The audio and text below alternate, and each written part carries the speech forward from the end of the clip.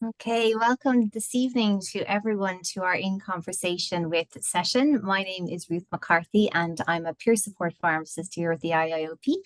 And in my daily practice, I work in the School of Pharmacy in UCC.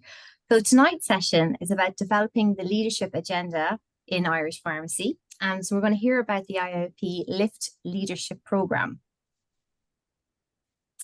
So a few little domestics to kick us off. So this session will be recorded. So if you wouldn't mind keeping your microphones on mute, feel free to have your videos on if you want to. But if you're having any issues with your connectivity, please pop your video off. If you do have any issues with your sound, just check it's not muted or not turned down on your computer or on your phone.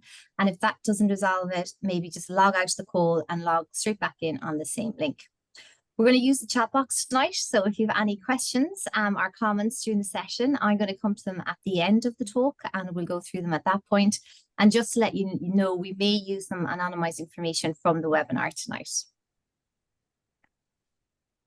So our presenters tonight. So we're going to kick off with Dr. Catriona Bradley, who's the Executive Director of the IIOP.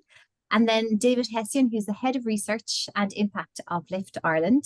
And then we have Cathy Corbett, who's the head of corporate the community and public sector partners within Lift Ireland.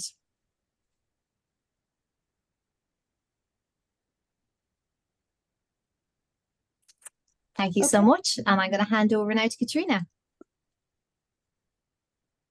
So brilliant. Thank you very much, Ruth. That's wonderful. I'll just share my screen.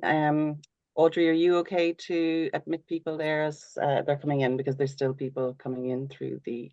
No problem. Okay, fantastic. Let me just put this onto presenter mode and then we're good to go. Play settings. So wonderful to be here with you all this evening, and it's my real pleasure to introduce the IIOP and Lift partnership that we're announcing this evening. My name is Catriona Bradley. For those of you who don't know me, I'm the Executive Director of the Irish Institute of Pharmacy. I'm a pharmacist by training and a psychologist by training, and I've been very fortunate to work with some great leaders throughout my career and with great colleagues. And I do really feel very passionately about the topic this evening. So delighted to be here with you this evening to just set the scene. And so what I'm going to do in my piece before we start into the detail about the programme we're about to launch this evening is really talking about leadership in pharmacy. What's the need? What's the current situation? Where are some of the gaps? And how might the IIOP Lift Leadership Programme address some of those gaps? So I'll spend about 5 minutes just setting the scene before handing over to my colleagues from Lift. And really, I suppose, much like me, the talk of leadership in pharmacy has been going on for quite some time, and much like me, you will also have heard some of it. So we know that there's some formal need and formal identification of the need for leadership in pharmacy. Many of the reports over the recent years have pointed to the need for more leadership of and leadership for the profession. And so there's some reports here on this slide that really point to the reports from PSI, or the report from the DOH and the Workforce Intelligence Report, but all pointing to and alluding to the fact that leadership and leadership training, leadership behaviours in pharmacy are something that really need to be supported and cultivated within the profession. But I suppose any of you who would work in pharmacy will know that this is something that we've been talking number of years, even before there have been any reports necessarily identifying it. We don't always need reports to tell us what we know. And I suppose in most environments, what we find is leadership, people tend to shy away from it. And I think that has been the case in some aspects of pharmacy. So we've long been talking about we want to change. And I think this cartoon nicely demonstrates what can sometimes happen when we try to open leadership conversations. So you know, the person here at the podium is like, who wants change? And everybody has their hand up. Yes, they want change.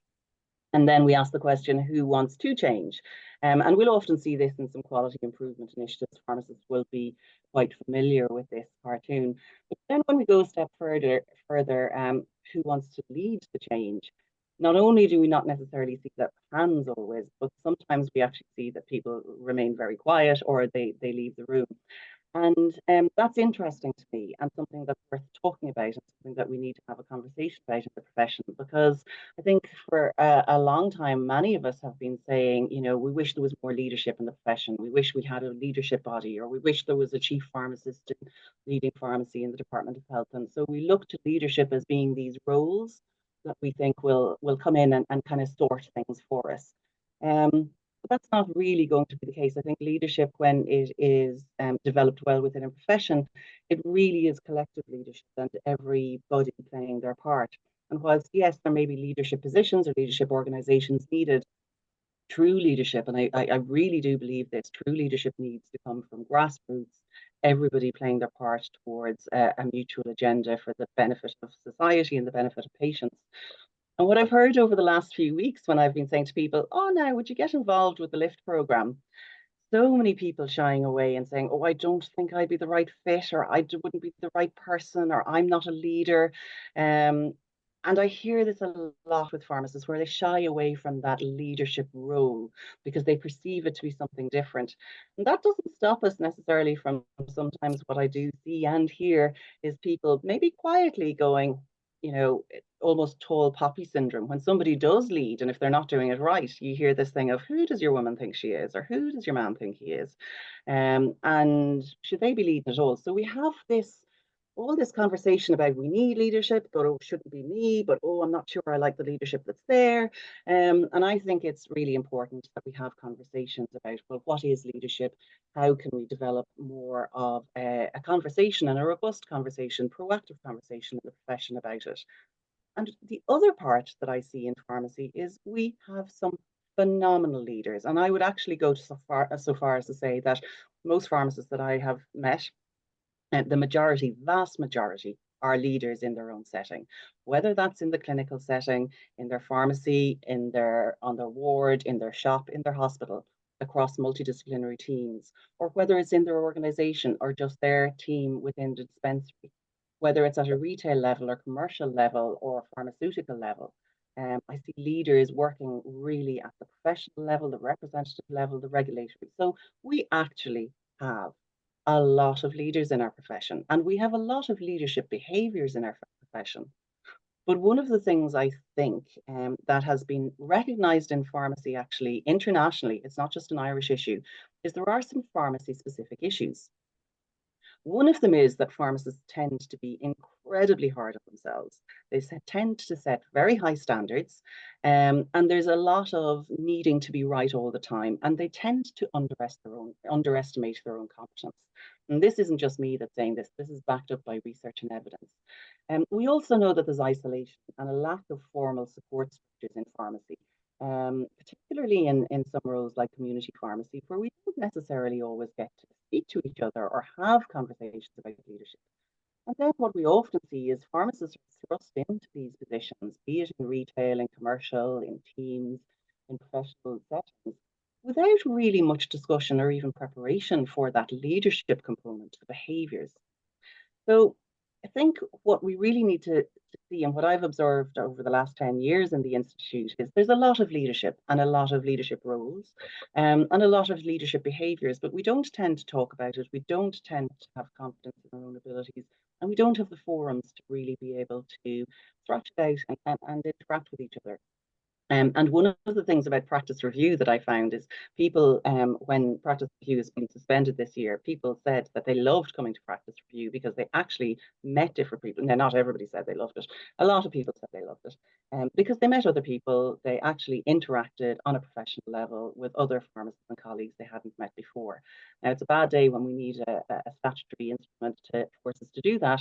So I think creating leadership environments around the profession at a local level is a really important thing that we need to do. I've shown the next image so many times throughout the last 10 years in the Institute, but I see pharmacists like this really being leaders on clinical agendas, keeping patients safe, keeping their colleagues safe in terms of mistakes. But when I speak to pharmacists and when I ask them about what they're doing and when I am curious about how they are, many of them actually adopt a position of being quite reticent, self-deprecating and modest. And this is, for me, how pharmacy is. really strong, really good on leadership when it's like king of the jungle and knows its domain, but actually underestimating itself in other ways as well. So one of the solutions that I've long advocated for is this idea of collective impact. So I think we have lots of individual impact and isolation happening in the profession. I don't think it's disorder and confusion. I think we're quite quite orderly and clear about what we're doing for patient safety, but I think we're doing it often in isolation. And I think it wouldn't take much to get coordinated impact with alignment and collective impact about how we work together. And to start that, I think we really need to have the right types of conversations and the space to be able to talk about leadership and talk about the behaviours of leadership and how we work together. And that brings us nicely to the IIOP LIFT partnership. And so LIFT, I'm not going to try and I would do it a disservice to try and explain it fully, but just by way of introduction, it's a wonderful social enterprise initiative that's really leading on leadership programs around the country and indeed extending beyond Ireland. And these issues that I identified earlier, where we underestimate our competence, where we're maybe a bit isolated or lack formal support structures, and where we're often thrust into leadership roles without much discussion or preparation. I really believe that what LIFT are doing in Ireland in raising the awareness and creating the right spaces for discussion of leadership behaviours, I think is such an important thing that will really help pharmacists and pharmacy to deal with some of these things that are real and tangible barriers to sometimes being able to reflect on our own leadership roles. The role of the Institute is to support people in their reflection, in their continuing professional development, to create the spaces and the forums for people to be able to reflect on where they are and where they need to go. And I do think by partnering with LIFT, we're going to really be able to create a very special program that I think is going to bring us to the right place of ultimately further down the road, once we have greater understanding and connection at a local level, I think there'll be collective impact. But this is going to be owned by pharmacy, and pharmacists can elect to bring it back to their profession or to their communities. If people are facilitators with the IIOP program, LIFT would be very welcoming of them also being involved at other levels. So this is an opportunity not just within your profession, but also within your communities and within the country to really look at how you can play leadership roles. So before I hand over, I just want to remind you that we are currently seeking expressions of interest for facilitators. And to those of you who've already applied, and there's been many of you, thank you very much. They have been received and the closing date is on Friday. What we will do next week is immediately after we've closed the expressions of interest for facilitators, that will let us know where in the country we're going to be able to host our fora and our roundtable discussions. And so what you'll see coming out next week is an expression of interest for people who'd like to be involved. So please do keep an eye on your communications. If you're not registered with us for our comms, make sure that you get them and they're not going into your junk mail. And if you don't get involved in this pilot, either you can't or we don't have space for everybody to get involved, hopefully we'll see further iterations. We're having learned from the pilot about how we can roll it out further, because I do believe the evidence is there and the experience is there in working with LIFT, Leading Ireland's Future Together. And so I think it's important that we hear a bit about that so that you have the understanding that this is coming from an evidence base. It's based on research and evidence. It's based on psychological principles that are really strong and underpinning leadership. And I know as pharmacists, that's very important for colleagues to understand and know what is the underpinning evidence and the underpinning theory. And so we know that we have that with our LIFT partners. And so I'm going to pass over, well, go back to Ruth and pass over then to our colleagues to be able to give you a little bit more in depth about what the programme involves. But we'll come back with the link later again to remind you, and we'll have it in the feedback forms that we send out to you at the end. So do make sure to, after this evening, if you think it's something you're interested in, and if you think you like the ethos of what we're speaking about, get involved and trust that you'll be empowered and educated and given the right training and support to do it, but don't let any kind of underestimation of your own competence stop you from getting involved with this. So thank you very much, and I think this is going to be the start of a wonderful journey that could bring us in lots of different directions, but to start with will help us to connect with each other. So Ruth, I'm going to hand back to you. And Thanks I'm so happy much, to take, Catriona. That's great. I think I've a clear understanding of what you said of the why the Institute has brought a lift to the profession. So therefore, I will pass over now to David Hession and to Cathy Corbett to tell us all more about the Lift Leadership Programme. Okay, thank you very much, Ruth and Catriona. Let me just share my screen there. So hopefully you're able to see my screen. Introductions first. I'm David Hession. I'm ex-lawyer, but I'm also I'm a qualified psychologist as well. And my area of research in psychology, I'm a research psychologist, is self-leadership and behavior change, but primarily around self-leadership, which is really why I'm involved with Lift. And I'm head of research and impact measurement with Lift, and I'll be you'll be meeting my colleague Cathy Corbett in a short while. I'll just let you know that Cathy has lost her voice today, so she's going to do her best to take over for me later on, but it might be the case that I might have to jump in. But Cathy, after many years of running her own businesses, she joined Lift a couple of years ago to head up our corporate, community and public sector partnerships, and so she's the primary point of contact with the IIOP, but Cathy is also a trainee psychotherapist, and she brings that expertise to Lift as well. So I thought I'd just start by giving you a little bit of introduction on. Some of you might know something about Lift from. We're involved in 370 or 317, I think, secondary schools around the country, and so I have no doubt that some of you might have kids who are in TY who have actually come across Lift already, but for those of you who haven't, in a sentence, what is Lift? What Lift is, it's an individual leadership development program that enables anybody, and that I really do mean that. It enables anybody, regardless of their background, regardless of their position, to become a better leader. And it does it by allowing them to do things like improving their understanding of others, strengthening their mindset, learning about how to build trust, and becoming more committed to personal excellence. And some of you might be thinking that maybe this sounds like another soft skills program, and you're wondering, do you have time for a personal development program? I thought I'd start by just letting you know that the IIOP is one of 170 organizations around the country now that have partnered with Lift. Everything from very small SME organizations through to organizations like the ESB and Dublin Airport. But I just thought I'd start out by letting you know that, for example, one of our partners is Enterprise Ireland, an organization that you're all familiar with. And the reason I mentioned them is because when they brought in Lift a couple of years ago, they deliberately did it, and they chose to do it as an 8-week program. So 8 weeks, once a week, they do Lift.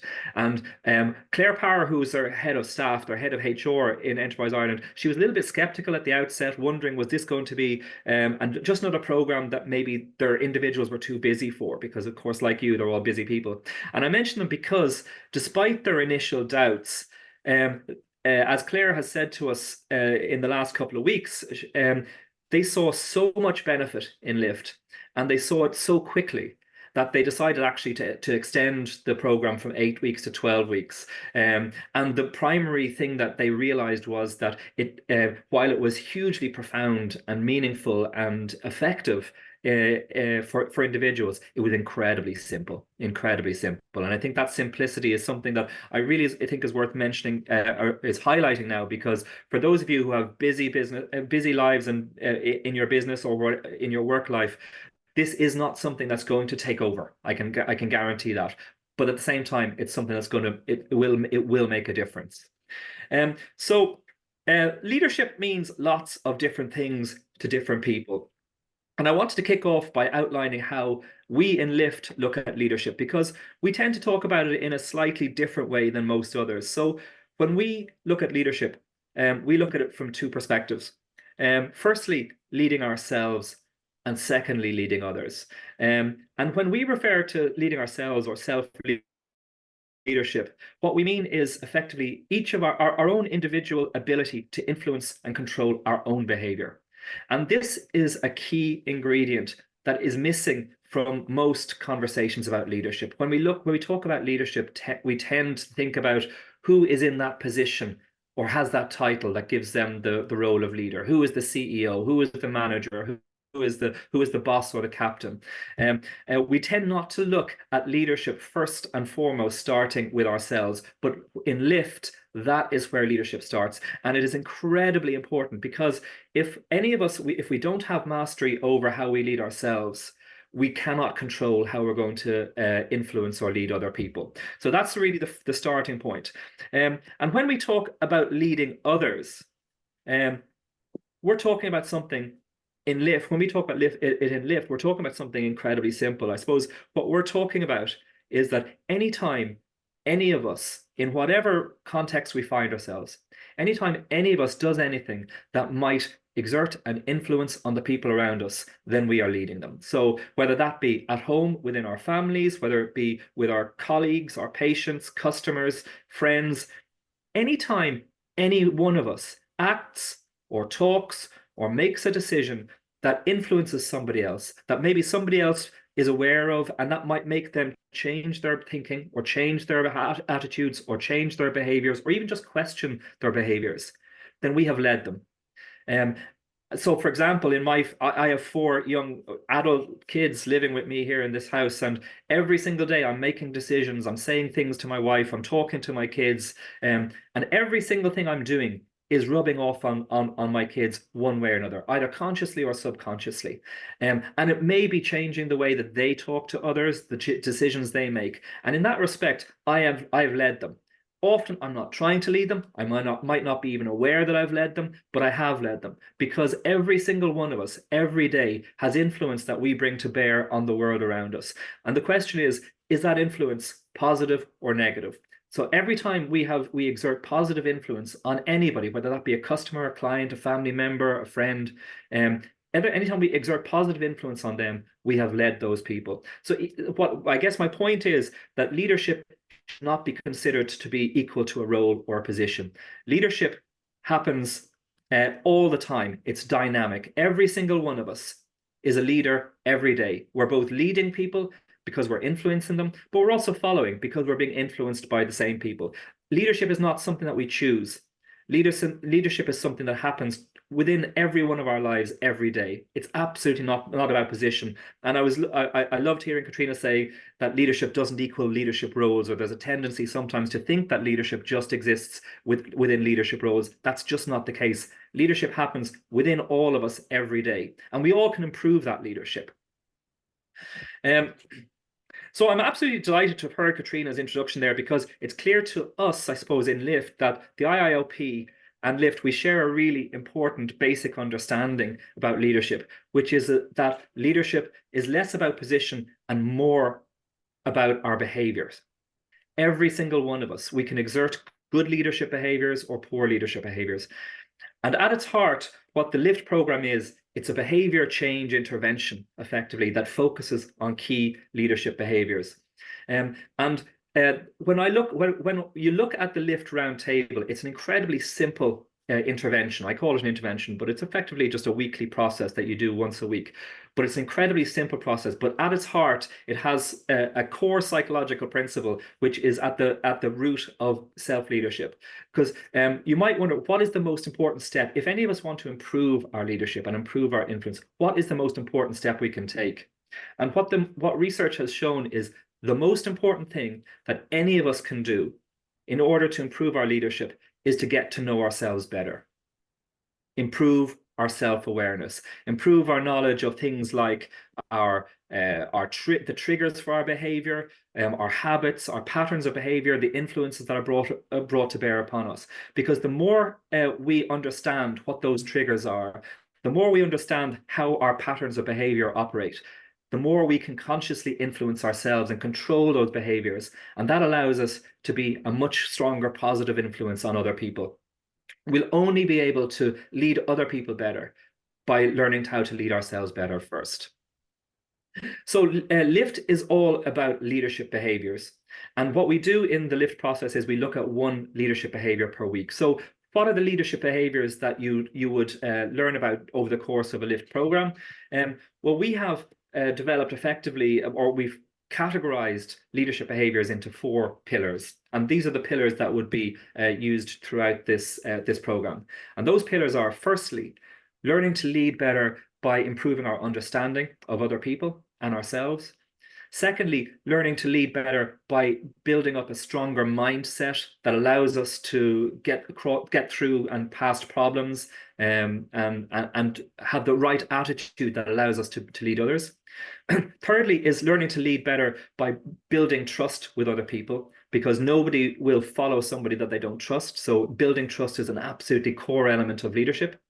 And fourthly, learning to lead better by strengthening each of our commitment to personal excellence. So there are the 4 pillars that the LIFT program will look at. And within each of those pillars, there are individual themes that you look at one per week. And they are as follows. So for understanding, the weekly themes that we'd look at are listening, so active listening, respect and empathy. On mindset, we look at resilience and positive attitude. In terms of trust, we look at accountability and honesty and integrity. And then in terms of building our excellence, we look at competence, determination, and critical thinking. So there are the 10 weekly themes for the LIFT program. And what the roundtables, the weekly roundtables will ask you to do is it will get you to slow down, self-reflect, and ask yourself relatively simple, yet at the same time incredibly profound questions. Like, for example, in terms of listening, we all know that listening carefully is an important part of communication, but it gets me to ask myself questions like, I know it's important, but how good am I always in terms of actually listening to people? So I know it's something I should do, but am I always as good as I'd like to be at really listening to others? Or am I good with some people perhaps, but less good with others? Or am I as good as I'd like to be when I'm under pressure or under stress? Or does my behavior start to change when I'm in difficult situations? Or in terms of the work I do, it'll get you to stop and ask yourself, do I sometimes take shortcuts when I should be slightly more thorough? Or does my negative attitude sometimes get in my own way, or maybe act as a negative influence on the people around me? Or it gets us to ask questions like, when I look around me, what are the influences that are being brought to bear on me? By asking ourselves all of those questions and hundreds more of that type of question, the LIFT Roundtable is a way to allow ourselves to know ourselves better, and as a result of that, to lead ourselves better. And one of the words I've used is that it's simple. It's an incredibly simple process. But all it would require is that once a week for 45 minutes, you and a group of friends or colleagues would self-reflect on one theme per week, in a group context, and each of those meetings, those roundtable meetings, would be led by a facilitator, which is what we're hoping you'll sign up to be today. Incredibly simple, but incredibly effective. We've been doing anonymous impact feedback research since 2017, 2018 now. We have over 5,000 responses, and we know that the impact of LIFT is profound. We've also partnered with the University of Galway, and they've done an evaluation report on LIFT, and they've been finding the exact same as we have. So we're pretty confident in relation to the results of LIFT in terms of its ability to be a trigger for behavior change. And after today, if you do sign up, what's the process? So for those of you who will become facilitators with LIFT, it's very straightforward. You will come on a one-day training, in-person training with us. At the end of that, it's about 5 or 6 hours long. At the end of that, anybody who goes through that will be 100% comfortable at running and facilitating a roundtable. We'll give you everything you need. By the end of it, you'll walk out completely confident. In terms of the process itself, you would facilitate weekly roundtables with 2 to 5 other participants, whether they be colleagues or friends or in the community, and you can do it, but it works both online and in person, just as well, either way. And the way it works is that each week the group will reflect on one leadership theme. So you pick one theme per week. The group will reflect on it, but reflect on it as individuals, not as a group. It's not a group discussion. It's very much an individual reflection, but just done in a group situation, a group context. And at the end of each meeting, each individual commits to one small improvement action that they can take in the next few days that would push them ahead in terms of whatever that theme is. And the best thing, I suppose, is there's no preparation and there's no homework. So it's an incredibly simple process, even for those of you who do sign up to be facilitators. Very, very simple. And with that, I'm going to pass you over to Cathy. I'm going to see, is her voice going to hold up to allow her to take over? Cathy? Thanks, David, and good evening, everybody. And I couldn't have written away for, I suppose, a more practical joke than to be addressing this audience and having lost my voice. So it wasn't intentional. So I apologize anyway for this. So as David mentioned, I'm going to be supporting your rollout, and delighted to have met with Dr. Catriona and the whole team at IIOP and supported the pilot thus far. So I'm here to just support this rollout. I'm the voice of LIFT going forward for any queries and any progress that you want to make. I can bring experience from the partners that we work with, and as you see on the screen there, the logos kind of demonstrate organizations of all shapes and sizes. So we have educational bodies like the Institute of Bankers who use LIFT in addition to a coaching culture, because it not only helps them embed their values and reconfirm their purpose, but they also sense check every major decision that they're making against their values through the LIFT Roundtable. We work with local enterprise offices and county councils who also extrapolate that out and roll it out to peer support networks, so women in business networks, and to business supports programs in areas like Sandyford Business District. We have individual businesses, and PTSB is an amazing story. They brought us on a pilot basis, and now they have, you know, used us with their merger with Ulster Bank, and they are hosting roundtables consistently from entry level to the CEO. So it's a great leveler. It's a great way to connect people, to create collaboration in teams, and to just discover the human behind the work colleague. So next slide, please, David.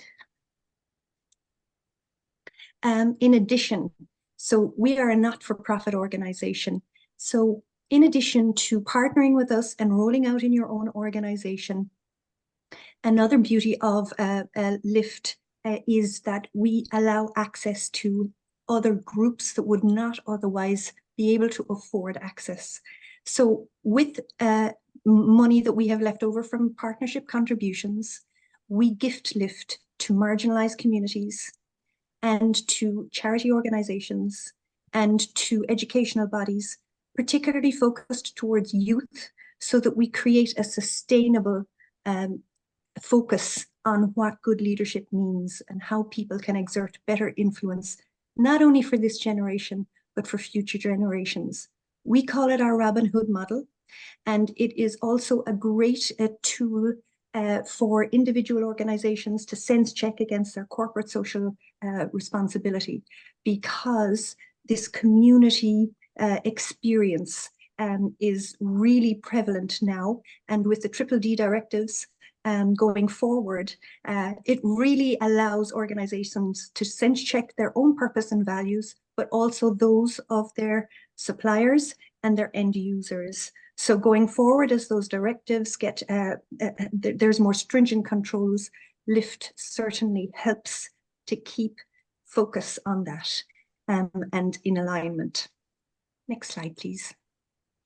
So as David alluded to, we have a purpose and a mission ourselves in LIFT. And by 2028, we want to reach 10% of the population of Ireland. That's 500,000 people.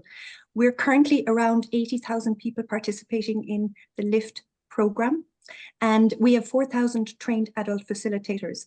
When you train as a facilitator with LIFT, not only can you bring LIFT into your own business or organization, but you can also swivel the chair and take it out into your community and take it out into volunteer organizations. So we have one of our partners, for example, who decided that LIFT would be a great tool for their local GAA club, the coaches in their local GAA club to have access to.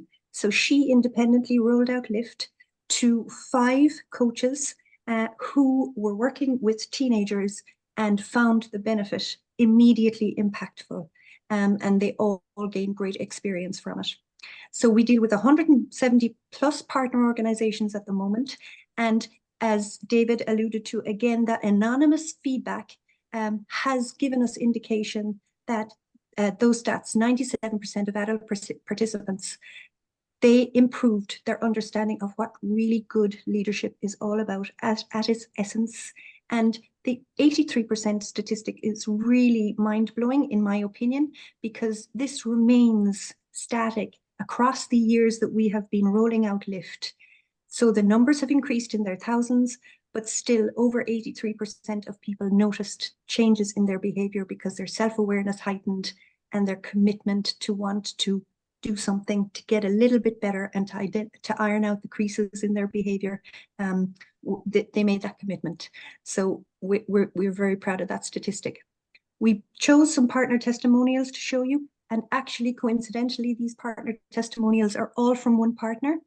These are representative of what they're saying in an anonymous capacity. So they have free rein to input whatever they like. And in this particular partner, who is a partner dealing with at the cold face of business, of customers, they're B2B and B2C. They are in many countries and they're extremely busy people. So they're stretched across many time zones, and the types of benefit that LIFT and the actual stepping back and taking that time to reflect brought to them, delivered to them, was better decision-making, not committing, not overcommitting, so that they were confident that they could deliver and be accountable for what they did commit to.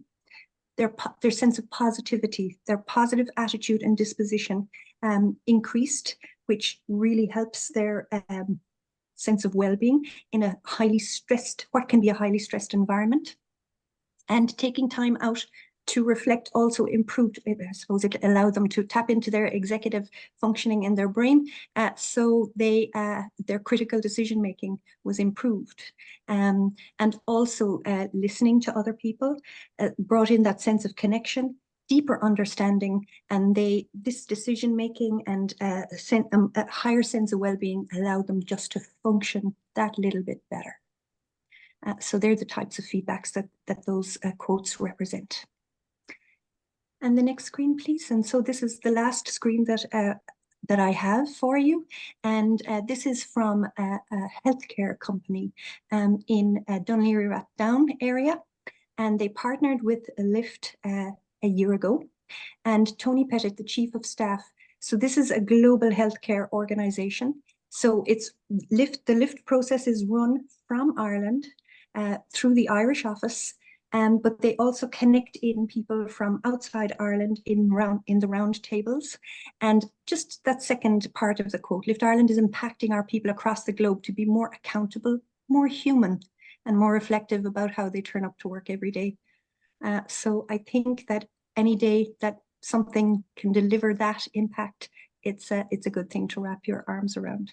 So delighted to be in this partnership and at the initial stages of this collaboration. And I'm really looking forward to supporting you in all of your rollout questions and getting scenarios as to how rollouts work, how we map values and purpose to LIFT themes going forward, and any other supports that you might require. Thank you. Thank you so much, Cathy. That was wonderful. And thank you to David and to Catriona for speaking to us. David, could I go to you? I was listening intently to Catriona there, and she made that point about how we as pharmacists, we tend to shy away from things. And I definitely read when the stuff came from the IIOP originally myself, and oh God, that sounds really interesting. And then I was the cat hiding behind the door, truth be told. So is there really that much involved in being a facilitator?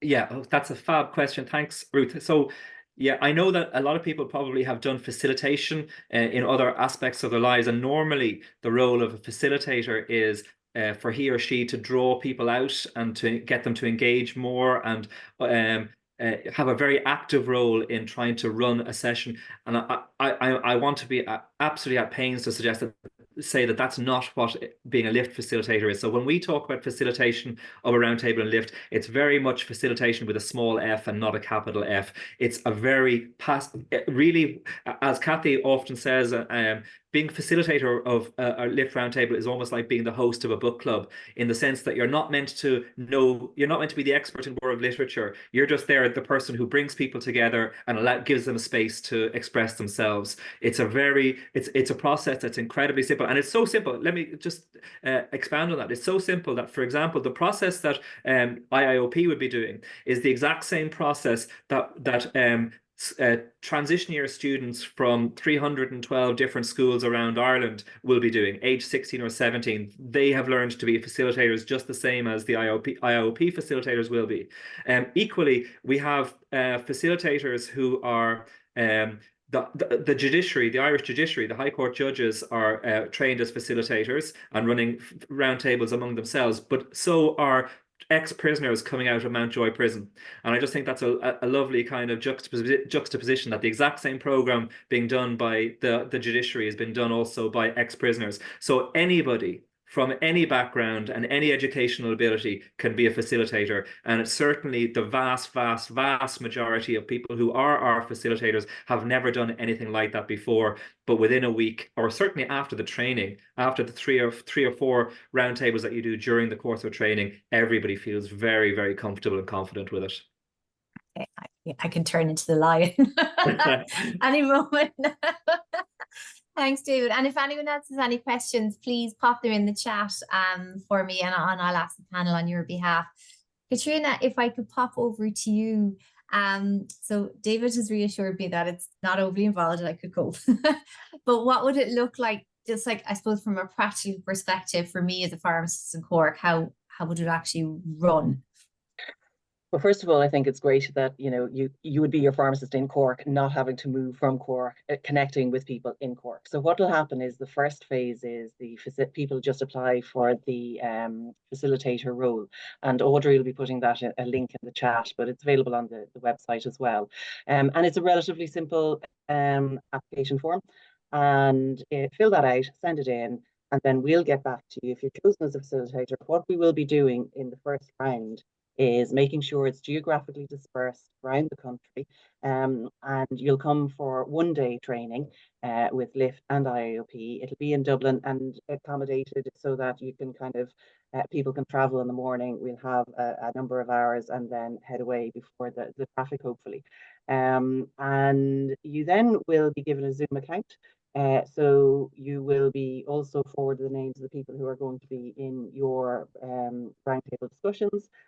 You'll be provided all the materials from LIFT virtually, so we're not going to be needing to post things out, or you're not going to have loads of stuff in the way. And you're then going to be guided by LIFT on how to facilitate the discussions, as David and Cathy have outlined.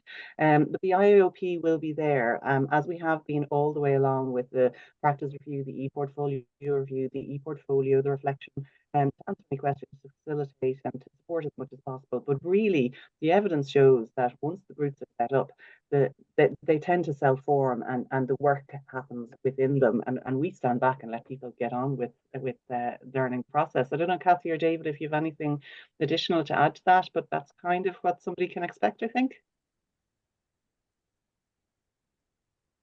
Nothing for me anyway, Catriona, thank you. No, good, Catriona. Yeah. And what we found is when we've brought pharmacists together for whatever purpose, and I said earlier for practice review as well, people just like meeting up and like having the connection and like having an opportunity to talk about relevant matters. And I think these behaviours are just so important, but often overlooked, or it's hard to bring them up. So what the Institute is doing is creating the forum, creating the structure, allowing LIFT to have breadth within the profession. And then, yeah, just I have every confidence that it will kind of just really snowball from there. But we will be evaluating, and we'll be asking the facilitators and the participants to really honestly share, as we always do, what the feedback is, and we'll review that. I hope that answers it, Ruth. And yeah, adopt your lion stance rather than yeah, I don't know if I'm there yet, but I'm definitely on the journey now, I think, after this but session. it's a funny thing, Ruth. One thing I would say is I notice this when I work with other professions.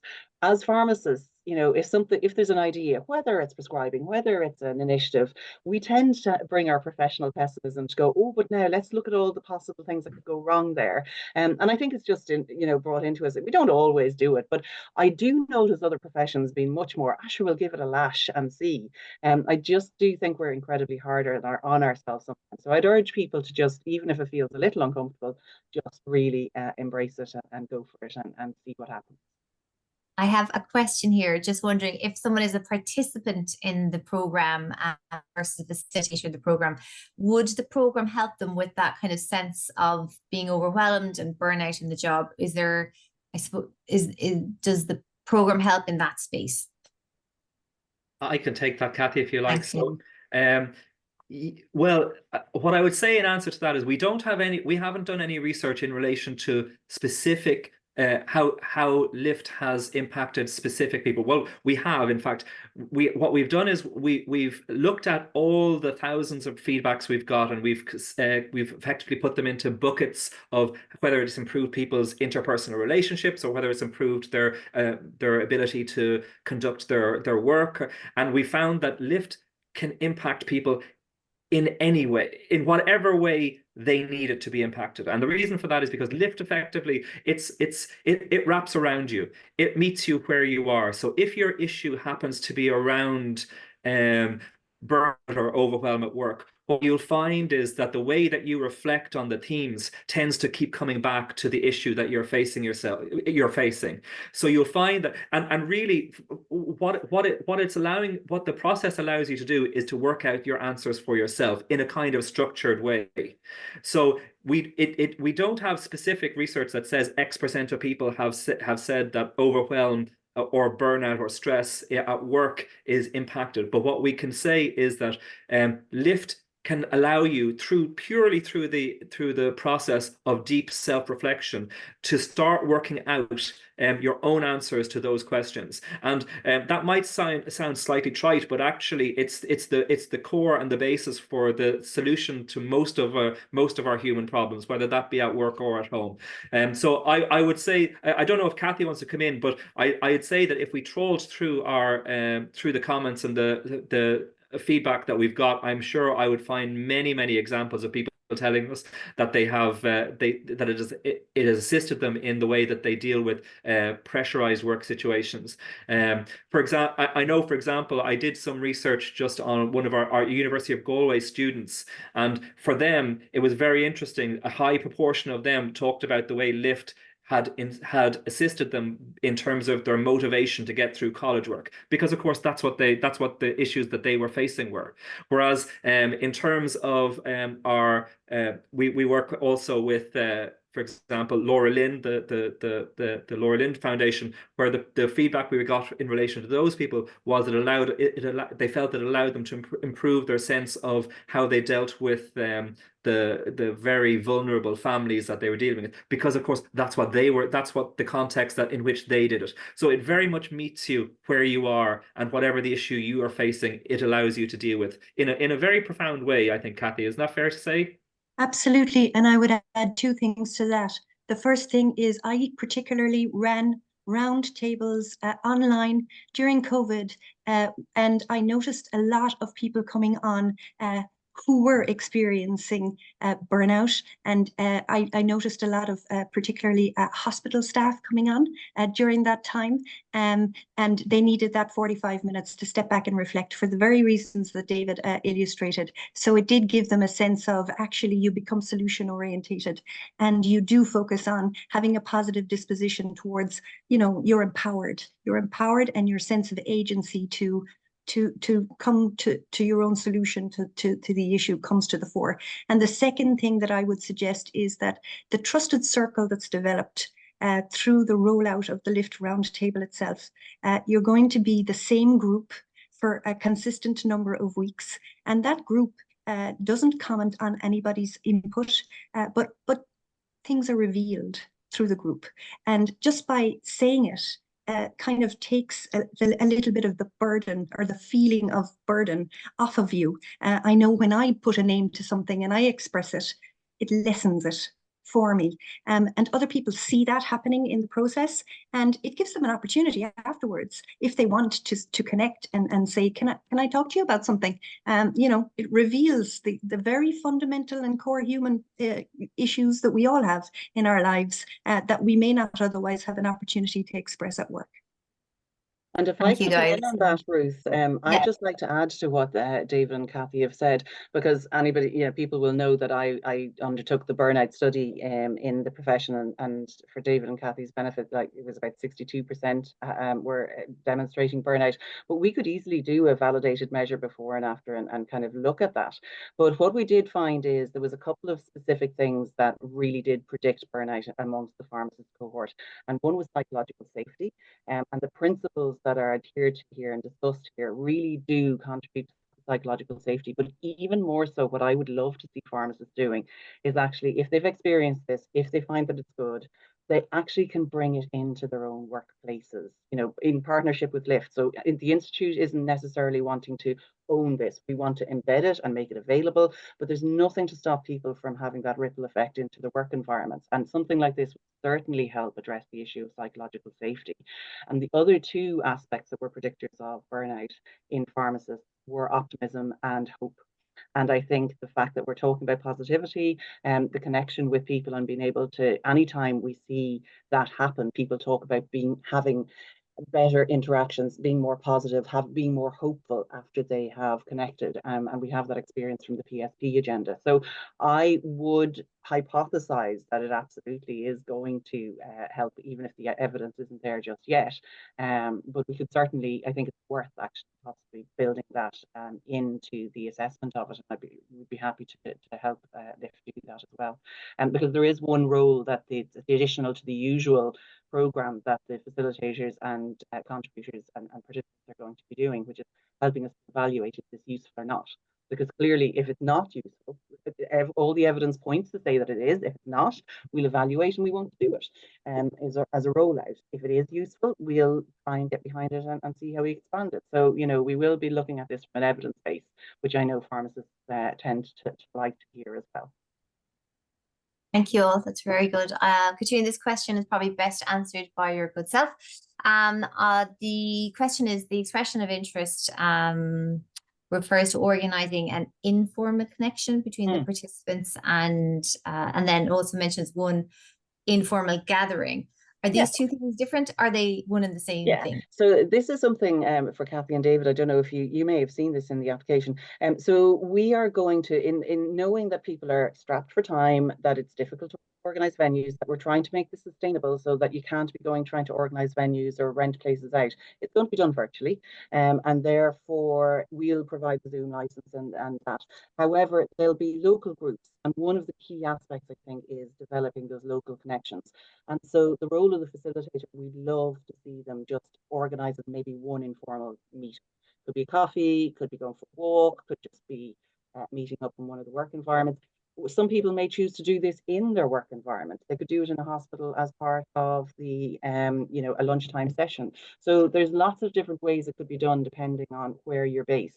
But they're both referring to the same thing, where we just say, what would be your idea for an informal gathering? And really, I suppose we want to just make sure that people aren't thinking, well, I need budget for a big event or hire a hall, or, you know, and most of the applications that have come in have just said, actually, WhatsApp group, meeting for a coffee, you know, just ideas like that people have for how they'd like to connect locally. That local connection is important. Okay, and I think it probably feeds the next question, which is asking about how well the program would function in that kind of interprofessional space, you know, maybe in a hospital setting or an industry setting where you have many different professionals coming together, and what benefit would they see in that kind of space for this program? Well, definitely going to I can come in very quickly on that, Catriona, if you don't mind.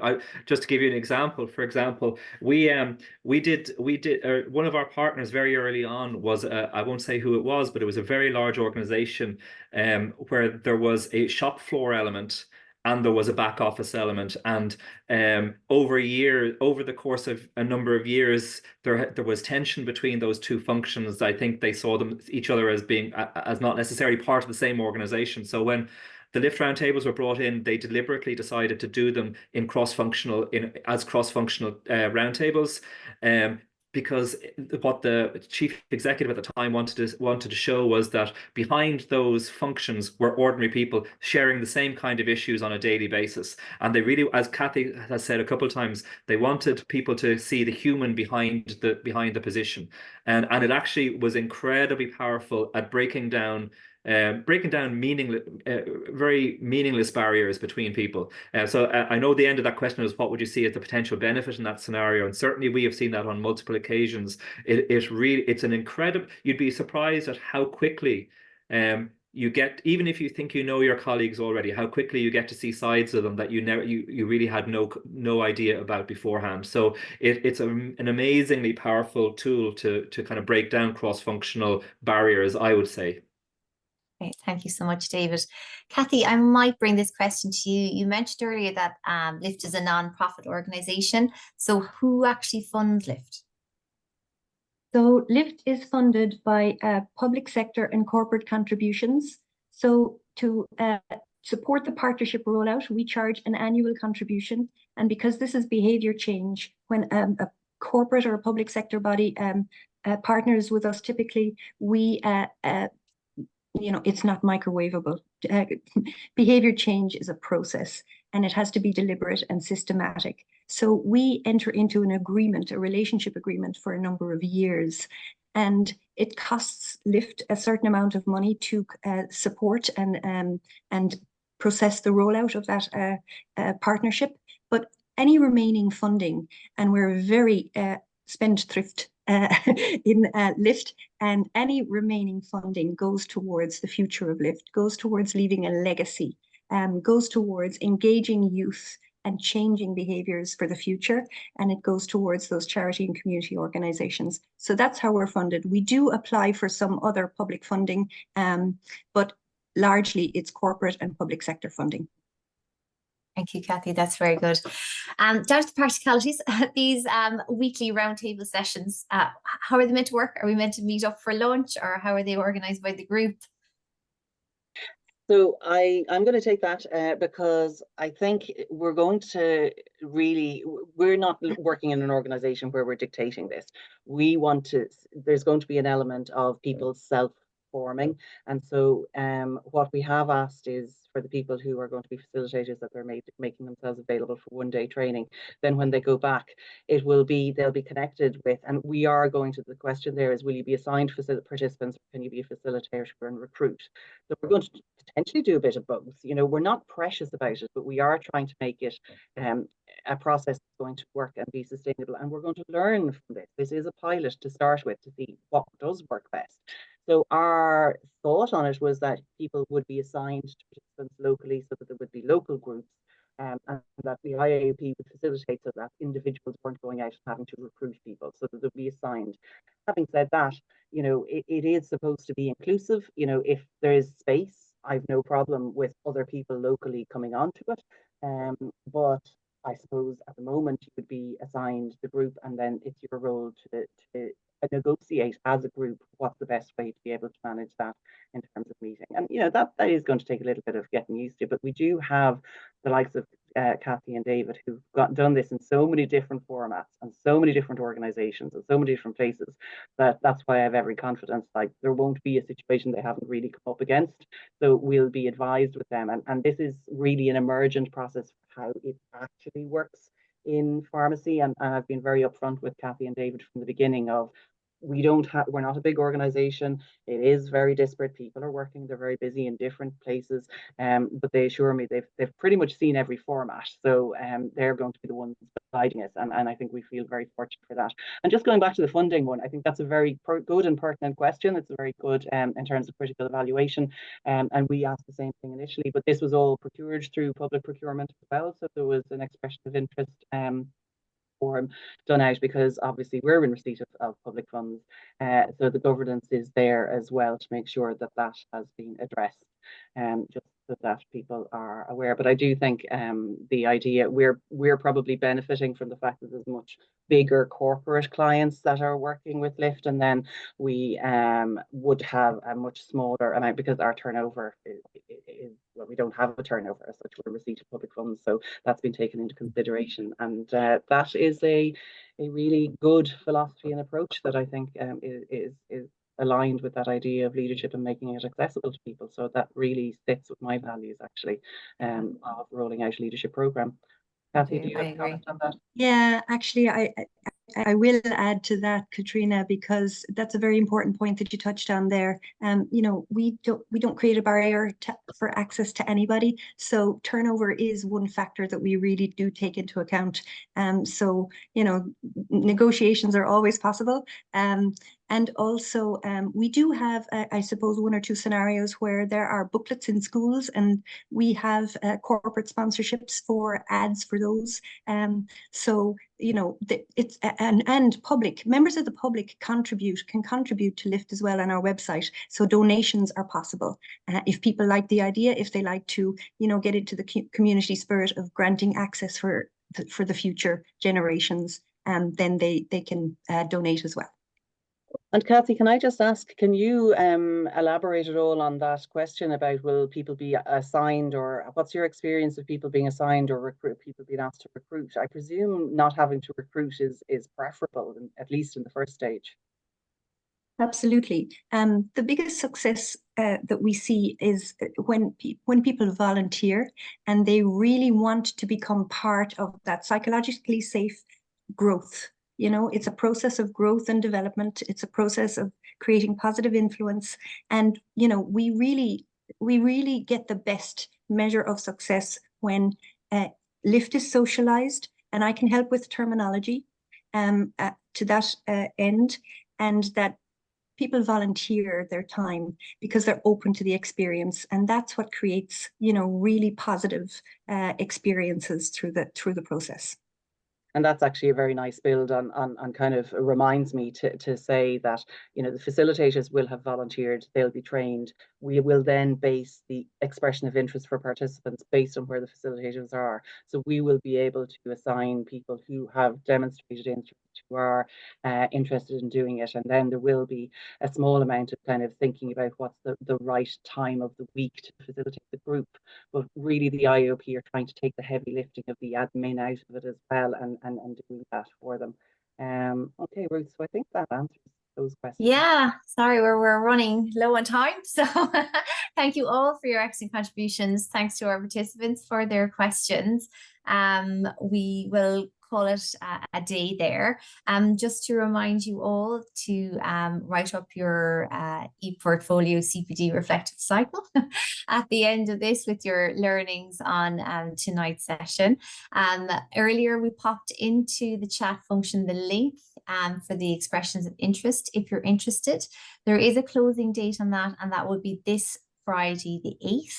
And as Catriona said, once we have our facilitators, and then we'll know the locations around the country, and then participants will be able to put forward their expression of interest, and that will be the flow of it. So you'll see that communication coming out from the IIOP in the coming weeks. Now, if you wouldn't mind, we always appreciate a little bit of feedback just to see if we're reaching the needs of the profession. So if you wouldn't mind quickly clicking on the survey in the chat box now, giving us your feedback on this. Are we going in the right direction? Is the IIOP meeting the needs of the profession through events such as this? We greatly appreciate it. I've mentioned do your reflection because that's so important for us as pharmacists. And then just to remind you, we will have another webinar coming up on the 20th of March at 8 p.m. And this one's actually going to be on e-health with Breed Ryan, which will be an interesting one for us all, from bringing us back to our more functional roles on a day-to-day basis, and what the future of e-health is going to look like for us as pharmacists. So thank you again to Catriona Bradley, to Cathy Corbett, and to David Hession for bringing us the LIFT programme. And we think it'll be a great opportunity for the profession to bring leadership for us all in a collective manner, as Catriona mentioned earlier. So thank you all for dialing in, and good night to you.